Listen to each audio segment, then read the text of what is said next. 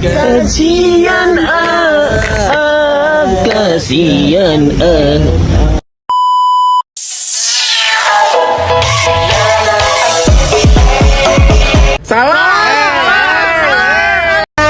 Introducing myself.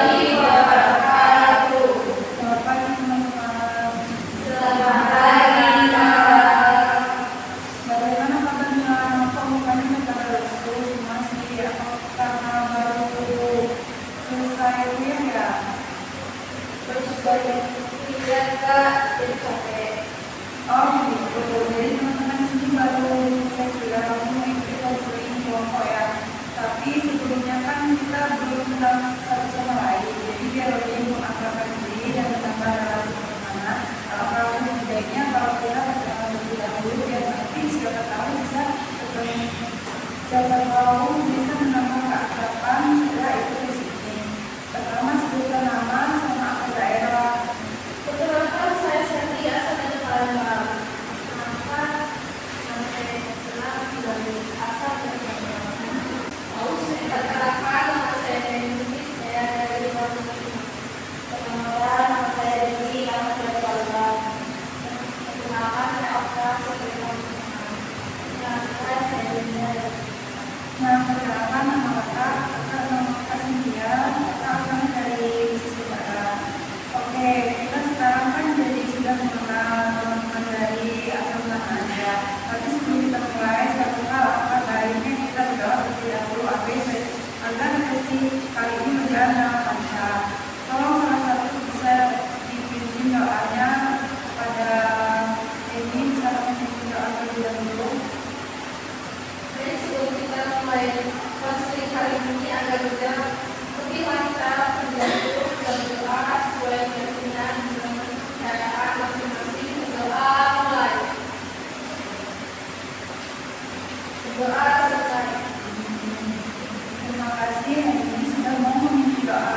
Ngomong-ngomong, teman-teman di sini sudah pada tahu belum tentang sesi kali ini, yaitu sesi konseling kelompok. Apa dari teman-teman di sini ada yang pernah mengikuti konseling kelompok sebelumnya? Jadi di sini baru pertama kali ya konseling kelompok. Baiklah, saya jelaskan terlebih dahulu tentang konseling kelompok. Konseling kelompok itu konseling dalam format kelompok dan yang menjadi pembahasan dengan masalah pribadi teman-teman di sini. Masalah tersebut bisa mengenai masalah pribadi, sosial, karir ataupun belajar. Tujuan dari konseling kelompok adalah untuk membantu kita mencari jalan yang kedua tentang masalah yang kita alami dan sharing mengenai masalah kita ataupun masukan pendapat dari orang lain yang sekiranya nanti bisa sesuai dengan permasalahan yang sedang dihadapi. Selain itu, kita juga dapat melatih berbicara di depan umum ataupun orang yang tidak dikenal. Namun yang perlu kita perhatikan di sini adalah masalah yang dibahas di sini tidak boleh sampai disebarluaskan ke orang lain dengan perkara yang bersifat rahasia. Masalah yang dibahas yaitu masalah yang sangat mengganggu aktivitas kalian yang lain ataupun tidak segera diatasi. Selain itu nanti kalau teman-teman ingin mengajukan pertanyaan ataupun memberikan masukan kepada yang lain, diharapkan untuk mengajukan tangan terlebih dahulu. Sebelum kita mulai menceritakan masalah pribadi, bagaimana kalau kita permainan dulu biar suasananya enak? Gak usah Kak, nanti kelamaan langsung ini aja. Ya, baiklah, waktunya tetap. Ya, tapi sebelumnya kita harus sepakatkan waktu dulu, mau sampai jam berapa selesainya? Setengah jam aja Kak, dulu siang, karena yang pulang capek. Baiklah, nanti kita bisa efektif waktu 30 menit buat proses konseling kelompok ini. Tapi sebelumnya kita baca janji kerahasiaan dulu ya, biar ngobrol hehehe. Saya berjanji akan merahasiakan semua data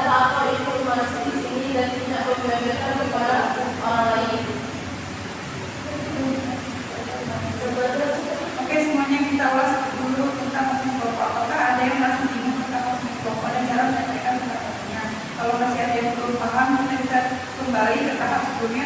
Tapi kalau sudah paham, mari kita lanjut ke tahap pembahasan. Bagaimana teman-teman sudah siap atau masih bingung? Sudah Pak.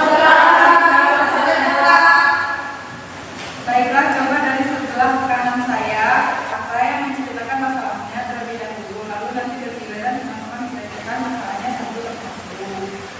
Jadi saya punya banyak teman di kelas maupun kelas A, tapi saya punya teman banyak teman saudara. Saya pengen kayak orang lain yang punya teman yang bisa diajak teman baru. Sepertinya orang merasa iri melihat teman-teman lain selalu bisa pergi kemana-mana bareng. Siapa saya ingin dan juga teman-teman.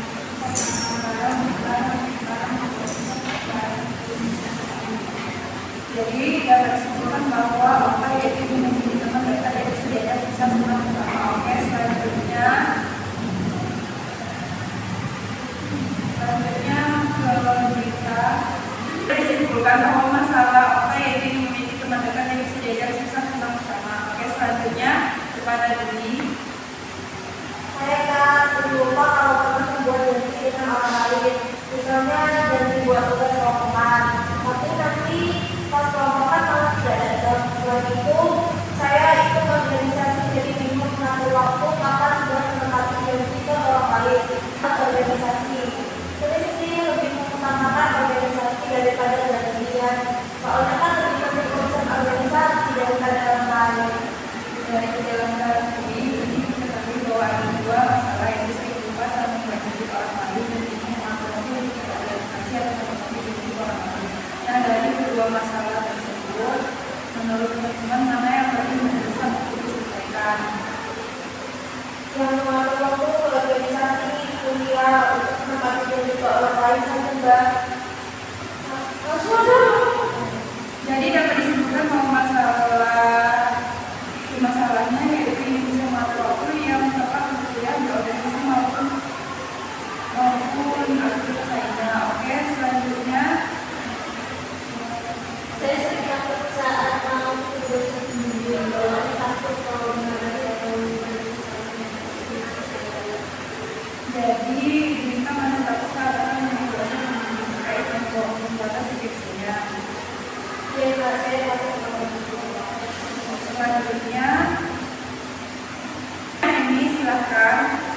Saya punya penyakit psikometritis, yaitu lembaga sekitar 10 hari terutama atau seperti dari dosen atau ujian. Jadi dapat disimpulkan bahwa masalah yang dihadapi ini adalah kecemasan berusia sebelum hari ujian ataupun tugas dari dosen. Oke, selanjutnya jadi Masalah saya sebenarnya berkaitan dengan ekonomi. Sebentar lagi saya membayar uang untuk PPR, tapi saya malu minta orang tua saya untuk ini dulu sedikit sudah bisa masuk uang orang tua dan ini. Tapi ternyata masih saja meminta orang tua. Jadi masalah dari Sally ini memiliki tugas sendiri terutama PPL dan bisa memberikan sedikit uang orang tua sehingga tidak tergantung lagi pada mereka terutama masalah ekonomi. Baik, selanjutnya saya kira jadi Mbak, saya punya sahabat di kos dan sekarang dia mengajak saya kita bareng.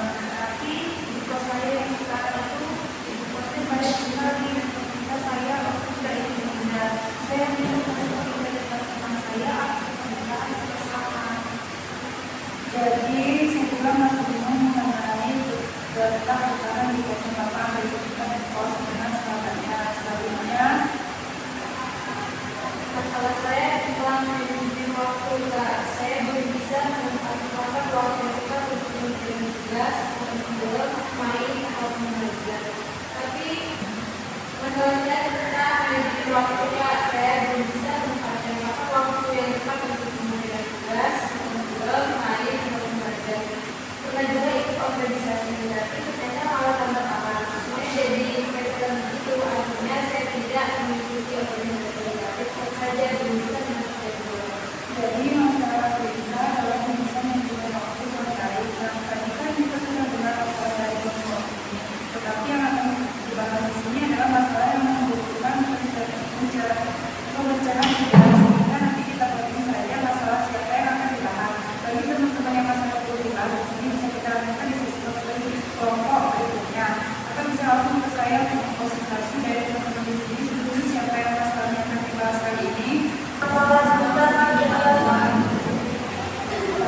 Minta apakah bersedia untuk dibahas masalahnya pada sesi kelompok kali ini? Bisa diceritakan terlebih dahulu detail tentang dan tidak bisa manajemen waktu. Saya kan anak fakultas kerja, banyak praktikumnya, tapi saya belum bisa mengatur jadwal karena harus membatalkan praktik, tugas, atau lain-lain. Kadang waktu malam mau membuat tugas, kalau membuat juga terus kalau nonton saya akhirnya buat tugas jadi mau. Jadi teman-teman boleh menanyakan tentang dampak atau usaha dari berita mengenai masalah tersebut. Tapi harus diingat untuk menunjukkan sangat terlebih dahulu.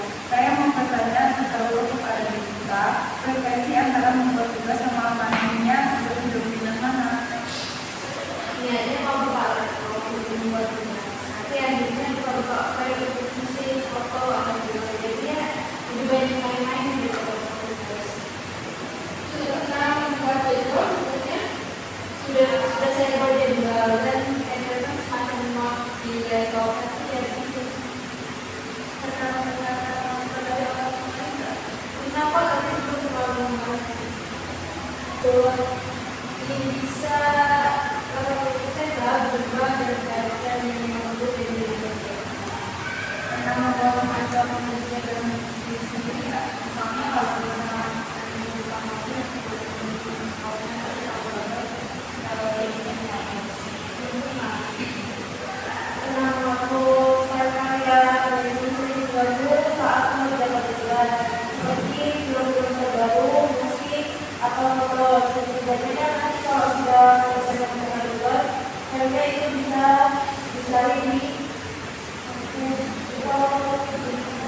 karena sekarang waktunya untuk memberikan saran, masukan untuk bintang mengenai penyelesaian masalahnya. Boleh mengatur jadwal untuk belajar tugas.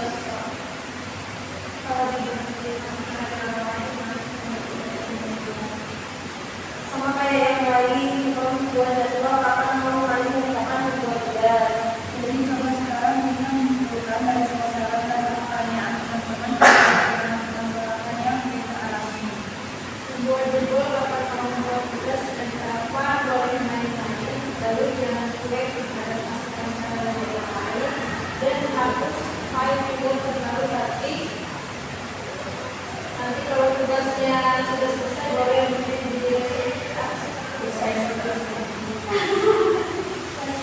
Kamu harus sekali kesimpulan dari Bita. Saya yakin Bita bisa mempraktikkan hal tersebut, maka permasalahan mengenai yang belum dapat menggunakan waktu dengan baik pasti bisa teratasi. Nanti setelah kesimpulan seluruh kelompok ini berakhir, Bita bisa melanjutkan sesi selanjutnya yaitu konseling individu. Saya akan memberikan salah satu teknik mengenai cara menggunakan waktu, yaitu dengan membuat perilaku. Untuk teman-teman yang tadi masalahnya belum sempat dibahas, apakah kita bisa membuat sesi konseling kelompok lagi atau yang lebih tertutup bisa lanjut dengan sesi konseling individu dengan saya. Bagaimana perasaan kita setelah melakukan sesi ini? Itu kira-kira masalahnya sudah selesai. Nanti saya akan coba lakukan saran dan Tidak terasa sudah hampir siang dengan semua kata kita bahwa sesi kali ini hanya sampai setengah jam. Kita akhir saja sampai di sini. Diawali dengan berdoa, maka lebih baik diakhiri dengan diawali dengan doa, maka lebih baik diakhiri dengan doa juga. Ayo salah satu kita berdoa. mari teman-teman berdoa, dulu kepercayaan dan keyakinan harus masuk berdoa dimulai.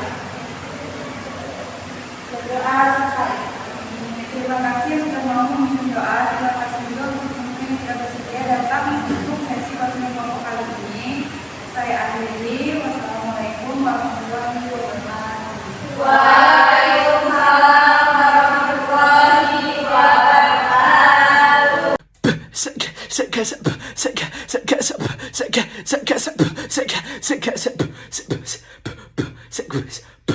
Segue